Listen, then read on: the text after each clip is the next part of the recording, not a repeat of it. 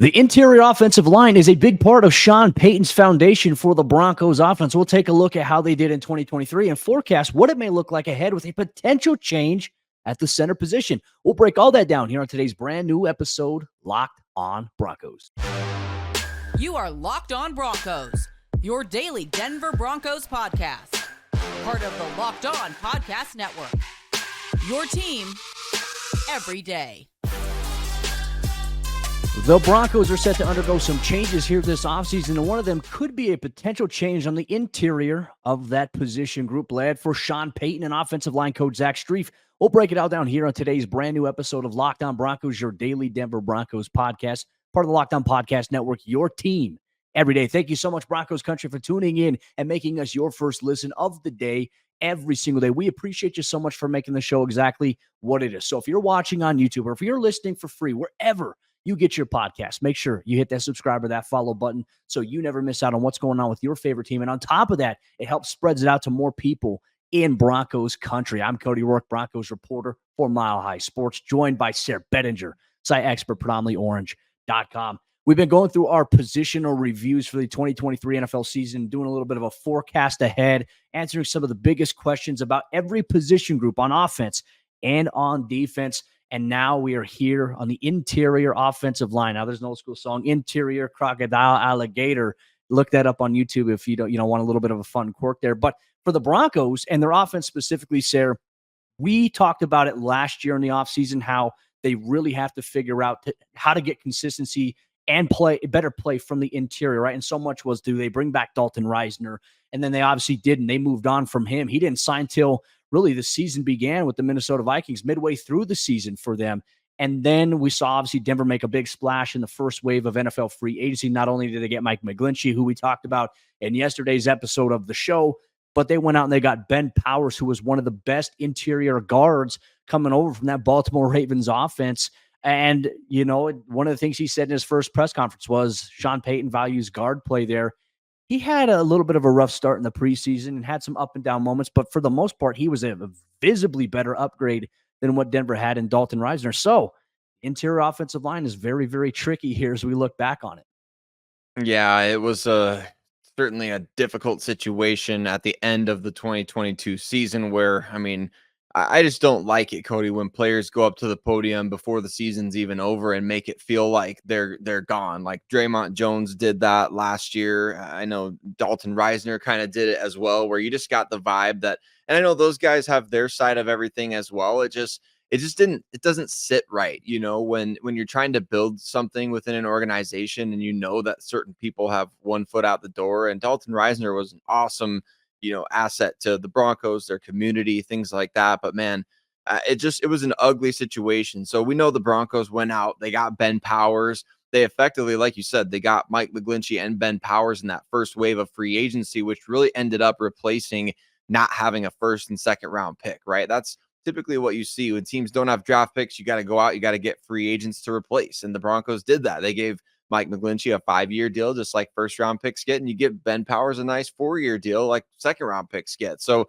you burn those needs with fire. And I think the Broncos got good players. And Ben Powers, like you mentioned, was kind of discouraging in the preseason, honestly, but he picked things up in the regular season. I don't think that you don't want to notice offensive linemen unless they're plowing people into the ground. And so we didn't hear his name called a ton in terms of penalties. I think that pass protection was largely pretty good from him. Run blocking, that was never his dominant area with the Ravens. He was known for not giving up sacks, not giving up pressures. And I think he did a good job of that, especially as the season wore along for the Broncos. But the real story at offensive guard for Denver is Quinn Meinerz, isn't it? Who I think potentially became, at least in the eyes of many, maybe the best guard in football. And I know Pro Football Focus just released a list of every team's secret superstars, and Quinn Meinerz was their selection for the Denver Broncos. And he's gotten a lot of recognition from, if you want to talk about Pro Football Focus, putting out tweets and posts about him every other week, Brian Baldinger breaking his game down, things like that. Meinerz is getting some recognition for more than just his pre-draft antics a few years ago. He's really developed into maybe the best guard in the league. That's one of the things that we've heard when talked about. You mentioned guys like Brian Baldinger, AQ Shipley on the Pat McAfee show several times this year showed in the trenches. He has a segment there where he goes through and they look at NFL films, and they look at the all 22 and they show specific clips. And I'll go back to that Buffalo Bills game where he's just grabbing linebackers and he's throwing them into the back of other guys. Like he manhandles dudes, and he even manhandled Max Crosby in a few reps in the season finale. Unfortunately, that gets lost by the fact that Denver lost. But Quinn Meinerz, you talk about just a guy who's a demolition derby. That is Quinn. And for the NFL.com even released an article recently that called him, like they went through every team around the NFL and talked about who the unsung hero was this past year. Quinn Meinerz was their selection for the Broncos in terms of being the unsung hero from this past season. He has established himself as one of the top guards in all of football. He's going to get a contract extension.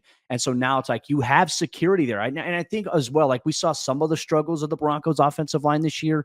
We all know that they were not consistent enough in run blocking. They were not consistent enough in pass protection in various areas, not just the interior. The interior, you can make the argument, was where they were better at run blocking and pass protection. It was the outside where you had some of the questions about consistency. But part of me also wonders this, Sayre.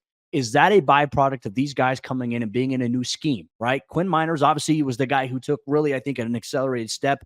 He and Garrett Bowles were the top two guys. Lloyd Cushenberry had a really good year for the Broncos this past season. And then Ben Powers, as you mentioned, didn't hear his name called, which is a good thing during the regular season. So part of me is like, what do these guys look like here in year two? But that's where a conversation about Cush comes into play, because we do not know at this point in time whether or not Lloyd Cushenberry will be re-signed by the Broncos this offseason, because he is set to become an unrestricted free agent. George Payton has already expressed his thoughts on how they view a guy that they drafted last year in the NFL draft. We'll talk about him a little bit later on in the show. But Lloyd Cushenberry had his best year as a pro, too, and that has to be talked about here. It does, and he made marked improvements from especially his first couple years in the league, but even after year 3, I mean, people are saying, "Hey, the Broncos have to find a way to replace Lloyd Cushenberry." I mean, the talk last offseason, at least I remember on my Twitter page, was like people saying there's no trade value even, you're just gonna have to cut him, like he's not worth keeping around. And obviously the Broncos coaching staff coming in saw something a little different there, because this is the third offense that he's played in with the Broncos, obviously, and Sean Payton, quite frankly, yeah, it is tough. It's really tough, especially when you're the center. You got to make all the adjustments at the line of scrimmage. I mean, he's been drinking through a fire hose ever since he came into the NFL, Cody. Not to mention, I mean, we talked about last offseason like a lot, the fact that he struggled kind of with the functional strength, and of course, anybody going up against Vita Vea gonna have some struggles, right? But I mean, that kind of came up a little too consistently as we address the interior pressure. But for Lloyd Cushenberry now, he's put himself in a situation where he could go test the market and get probably a better deal from some other team than he can get in Denver, right? Because like you mentioned, Quinn Meinerz is going to be up for a contract extension here in the very near future. You're already paying Ben Powers. You're paying Mike McGlinchey. We know Sean Payton values those interior offensive linemen, but it might be time to reset the clock at one of the positions. Unfortunately for Cushenberry, in terms of his long-term prospects in Denver, it appears as though he's played too well to stick around. So, but that's good for him to have a rebound season at the perfect possible time in your contract year. And I thought it was fascinating too, Cody. Like Sean Payton, when he came to the Broncos, I believe the Saints drafted a center the exact same year that Cushenberry came out. I think it was Ruiz or one of those two, McCoy, one of the two guys, Ruiz or McCoy, that they drafted there in New Orleans. And they passed on Lloyd Cushenberry, who fell all the way to the 3rd round. So fascinating to me that not only were maybe they liked Cushenberry more than meets the eye there. I kind of figured, well, Sean Payton passed on this guy. He's going to look for a way to replace him. Instead, Cushenberry goes out and has the best year of his NFL career. Yeah, it'll be very interesting to see what Denver decides to do at that position. I mean, you and I talk so much about it. Like, development of a player is crucial, and it's hard to argue. Like, you look at what Cush has done. They've brought in various players year after year to compete with him. He's always won the starting job.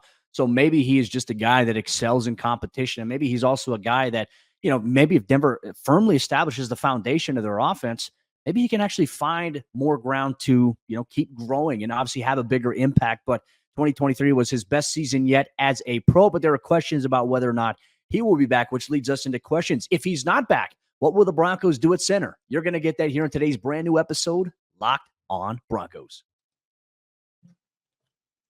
Today's Locked On Broncos is brought to you by our friends over there at DoorDash. Time to pull out your Lucky Charm jersey and order your favorite apps and snacks on DoorDash because it's football season and there's a big game going on this weekend. You can order pizza, wings, soda, burgers, or even just buns on DoorDash, and you can get it all delivered without missing the game. So kick back at kickoff with unbeatable deals on everything that you need for the watch party or the tailgate. Score football season's best deals on groceries, restaurants, retail, and more. You can order some of your local favorites or your national favorites. For me, my local favorites, I just found a brand new spot called The Morning Egg nearby. It's got jam-packed scrambled eggs, protein bowls. It's just combining everything in one. So for breakfast, it's what I usually have DoorDash directly to my doorstep on the weekends. And you can get that as well for your local favorites wherever you are at. So get prepared before game day and stock up on your favorite appetizers and order all of your tailgate gear on DoorDash, and then get ready to watch your team win.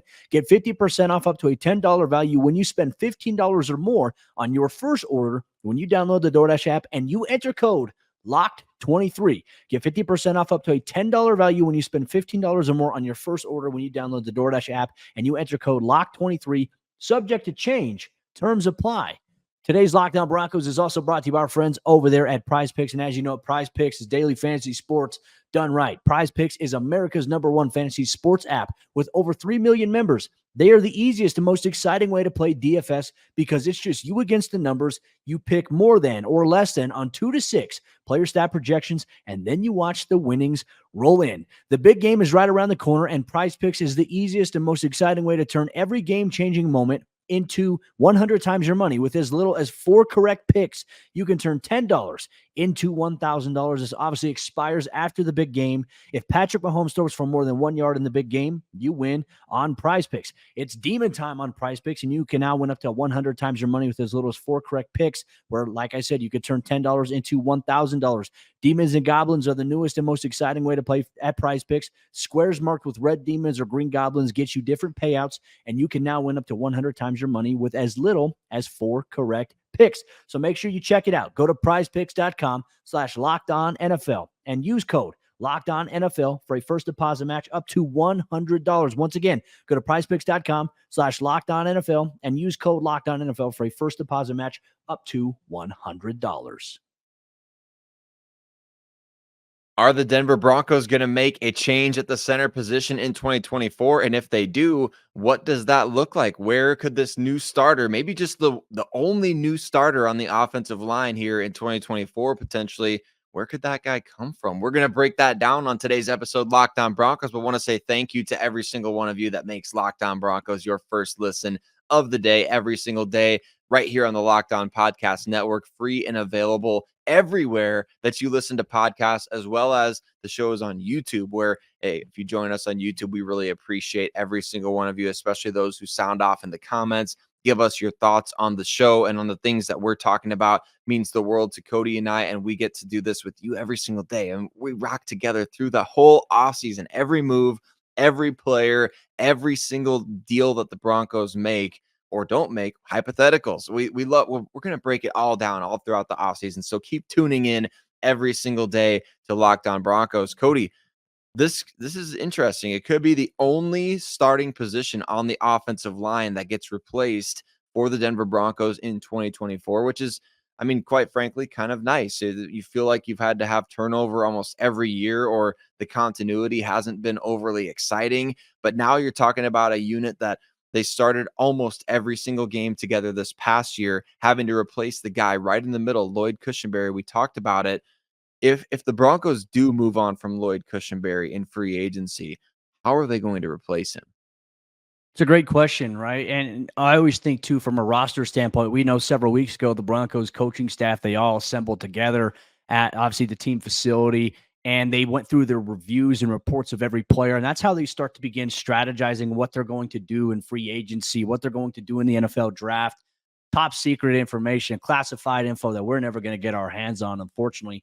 This is just where we have to wait and see what they do and then react to it, which I think is a fun part. It's great to react to some of the moves there, but you have to try to figure out what would the plan or the vision be. And Broncos GM George Payton actually kind of gave us a little bit of the blueprint in his end of the year press conference when asked about this past rookie class and how they thought of them. I mean, they named off Marvin Mims, Drew Sanders, Riley Moss, and then it brought up, 7th round pick Alex Forsyth, center out of the University of Oregon, who played for one of the best offensive lines in the country. When he was there, they were one of the best offensive lines in the country. When he wasn't there this past year with Bo Nix, who could be the Broncos' potential quarterback maybe this offseason. Who knows?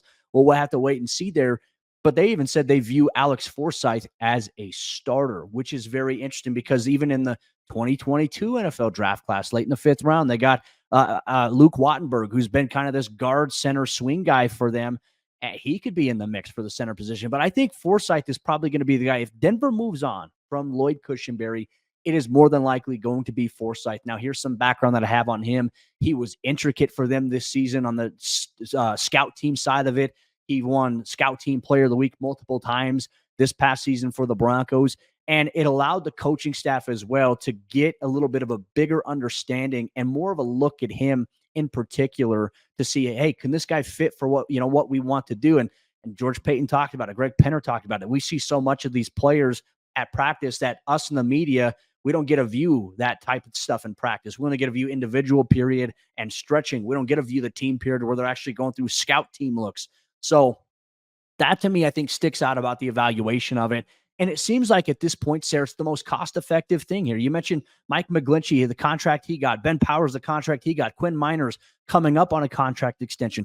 How much in terms of the cap Garrett Bowles is going to account for here this upcoming season at left tackle? Going the cost-effective route on a guy you believe can have an impact for you is the best thing to do, especially when Denver's also paying Russell Wilson a ton of money. That's a lot of money going on the offense, and you need cost-effective options. Alex Forsyth might actually be the best bet here for Denver on that interior at that position to step in. And he's got 2 guards next to him that are pretty dang good, which could help him out even further take the next step forward. Kind of reminds me of the situation the Broncos were in back in 2015 with Matt Paradis spending his whole rookie year on the practice squad, right? And when Paradis was coming into that 2015 season, everybody's like, you're talking about starting a guy who was a 6th round pick the year before, who was on the practice squad all year. He's going to be the starting center for Peyton Manning in potentially Peyton Manning's final year. So if you think the stakes are high for Alex Forsyth, just, think about Matt Paradis back in 2015 there. It can't be that bad, right? So yeah, pressure, big time pressure. And yeah, you're snapping to Peyton Manning. There's going to be some serious, especially when you're changing. Remember, he was changing offenses at the time too. It was the Gary Kubiak offense. Peyton was being asked to do a few things that Gary was doing as opposed to running his own offense that he had done when Adam Gase was there. I mean, I love the trips down memory lane to when the Broncos were good, Cody. I know the listeners appreciate it as well. When no more snaps over Peyton Manning's head? Yeah, no more snap. Paradis was, and he turned into a second contract player with, unfortunately, with the Carolina Panthers, I believe, but won a Super Bowl with the Broncos and was a key element to that line. And I think Forsyth, he can be a similar type of guy. I know not, we always look for after the NFL draft, we look for like, hey, what are people who really follow the Oregon program saying? Are people who are in depth on the NFL draft? What are they saying? A number of people had Forsyth among their top 3 centers in last year's draft. I know he lasted to round 7, and you can't just cherry pick opinions and things like that, but people are seeing certain things. The Broncos see certain things. Like you said, Scout Team Player of the Week, multiple weeks. That's huge. And for them to be able to move forward to this guy, I know we're kind of putting the cart before the horse a little bit. It just feels like the writing is on the wall, though, doesn't it? I mean, you can't invest second contracts in every single player on your offensive line. It doesn't work that way. You can't allocate that much of the salary cap. So I'm excited about this possibility, Cody. I think fans were excited about the possibility this past season if it were to come to fruition. Yeah, and I think fans right now, too, I'm sure we're going to get comments, but I've seen on social media anytime I've talked about Lloyd Cushenberry, they're like, no, roll with Forsyth. So I think a large portion of the fan base is already on board with that idea, maybe becoming a reality. Maybe another question here about the Broncos offensive line, who can be a swing player for them? And we've talked about Alex Palczewski maybe being a swing option for them. I know that the organization views him as a guy that could play tackle, could play guard if they need be. They have Luke Wattenberg, who I mentioned, who is a guard center swing guy. Quinn Bailey, if the Broncos decide to bring him back, could fit into that mix as well. I'm very, very curious to see what the offensive line and what the interior options are going to be, not only just at center for Denver, but the backup options behind the guys who are starting, like Ben Powers and Quinn Meinerz. Broncos Country, we want to hear your thoughts on the subject matter, as well as it pertains to some of the biggest questions you may have about Denver's interior offensive line. One thing we also like to do, we've already looked back at the 2023 season. Now it's time to look ahead. We're going to forecast our outlook for the 2024 season here about the Broncos interior offensive line. You're going to get that all on today's brand new episode of the show. This show is brought to you by our sponsor, BetterHelp. Sometimes we all need the opportunity to get something off of our chest, big or small. Certain things can start to get to you, and it's important to let that out, especially to someone who's unbiased on your life. So today, I want to say how I really feel about something, and you might even be thinking about the same thing this week. I really believe that therapy is important. I go once a month, even if things in my life are in order. But for me, I went to therapy and I utilized BetterHelp last year when I made a big transition, a jump in a career, moved to a different place, and had a hard time balancing life and work. And I found answers with BetterHelp. My therapist I matched to in minutes of filling out the form. She made it really easy for me to understand the tools that I can work on, because I didn't have all the answers. And quite frankly, I don't have all the answers, but I got tremendous benefit out of talking with somebody on BetterHelp. And I utilize therapy every single month. I go once a month. I find it very beneficial for myself. And therapy can be different for everyone. And most of us have bigger problems than our favorite sports team. And it's important to get things off of your chest every once in a while. If you're thinking of starting therapy, give BetterHelp a try. It's entirely online. It's designed to be flexible and suited to your schedule. Visit BetterHelp.com/lockedon to get 10% off your first month. That's BetterHelp.com/lockedon. BetterHelp, HELP.com/lockedon. As we jump into the fourth quarter action on today's episode, Locked On Broncos, what will the interior offensive line look like here in 2024? Will there be a new face at the center position? We'll break it all down. We just want to say thank you so much to everybody in Broncos country for tuning in every single day, making Locked On Broncos your first listen. And for those of you that watch us on YouTube, we appreciate you so much. Those who listen to us wherever you get your podcasts for free every single day, we appreciate you for making the show exactly what it is. And in order to help grow the show to even more members of Broncos country, where they can get objective coverage of everything that's going on, where we talk about every single angle of every position or every player without hot take, without clickbait, any of that stuff there. Make sure you subscribe or follow, and you tell a friend, share the episode, share the show with somebody that is a Broncos fan that you know if you haven't done so already. Thank you so much for everything that you do for the show, Broncos country. We appreciate you. Let's get to our outlook here and forecast ahead.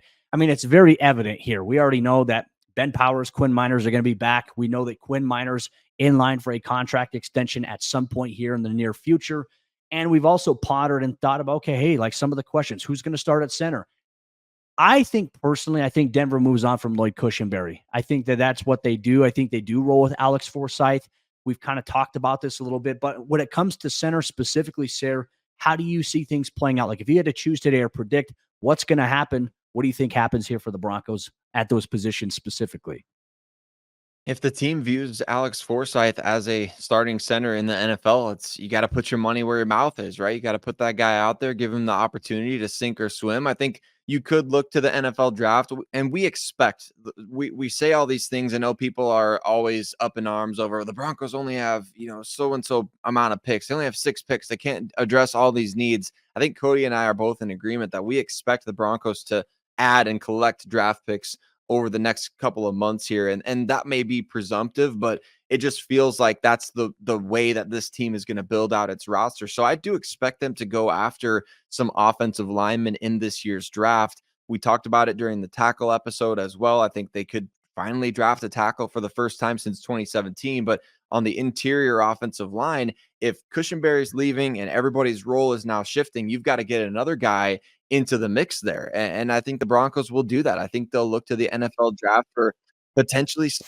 play multiple positions. We talked about a guy who could be a swing tackle coming in through the draft, or maybe a developmental guy, but I do think we're going to see them add somebody in the NFL draft that could be an asset to them, potentially at both guard and center. So that's something that I think we will see, and that's something that I hope the Broncos are scouting and readying themselves for guys that could be, like we talked about, instant contributors. Maybe you find somebody in the 3rd, 4th round that actually ends up becoming a starting caliber guy for you.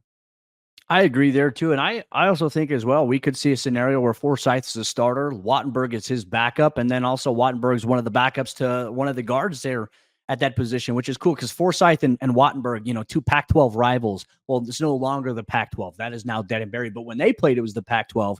They're locker buddies. They sit right next to each other. I've had really great conversations with them. They're a fun duo to actually kind of be around. But yeah, no, I agree with you. I think that's got to be a path here for Denver going forward is you still have to look at your depth ahead, right? Because if you have one injury and you don't have a good enough contingency plan at either of your backup spots, I mean, that is a huge issue, not only just for the offensive line. I would say it's probably more crucial for Denver's offensive line to have quality backups. And we heard George Payton say that, hey, like in the NFL draft, this is where you draft and this is where you develop players. You get guys you can develop versus in free agency. You can go out there. If you have an issue, like in season, somebody gets injured, right? You can go sign a guy who's a free agent that hasn't been playing and they can come in and step in. But it's also a risk because they haven't played. They have to learn your offense there. But if you don't plan for some of those contingencies ahead of time, you're going to find yourself in that situation. Now, fortunately, in Minnesota, it worked out with Dalton Reisner stepping in for the Vikings offensive line late in the season. But if you have to be in that position to where all of a sudden your starter gets hurt and you're like, oh, shoot, I don't know if our young guy's ready to step in yet. To me, I think that's a failure on behalf of the organization and on your scouting team in terms of preparation and player personnel. If you have the guys on your roster that are going to make your 53, you need to have the right guys there. And look, if it's a young guy and you're unsure, then why is he your backup guy? That's where I think we have to see. And I think for the most part, look, not knock on wood, this is the case here once again. Denver's offensive line after 2022, the disaster that was with the rotating door of, you got guys at center. Lloyd Cushenberry played 8 games that year, right? Then you had a new center. You had to have Graham Glasgow step into center. You had a new guy at guard because Quinn Meinerz had a hamstring injury. You had another new guy at guard because Dalton Reisner was banged up. You lose Garrett Bowles, so you have a new tackle there on the left side. And then on the right tackle position, it's just an alternating gate because Billy Turner couldn't stay healthy. Denver had so many different offensive line changes in that 2022 season. It was almost crazy to think that they made it almost an entire season with the same starting lineup minus Mike McGlinchey in week 18. That was really it. So knock on wood that's the case here once again in Denver, but you have to plan for the unexpected. And we know how, the offensive line, you get guys that get rolled up in behind you. We see it almost every single week in the NFL. You have to have a good contingency plan behind that. So I think that's where Denver will be at.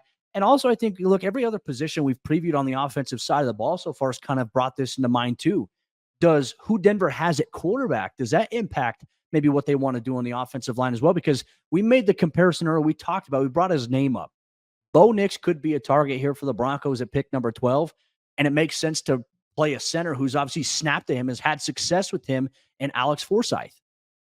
It does. It makes a ton of sense to me. And there's nobody better that you could get intel from, right? I mean, the Broncos can trust their scouts. They can trust their, obviously your general manager, George Payton. You trust your on-field evaluation if you're Sean Payton going and visiting these pro days. But who better to talk to about the person that you're drafting than the guy who snapped the ball to him for an entire season? I don't know how long Bo Nix was at Oregon, Cody, but I'm sure he spent plenty of time.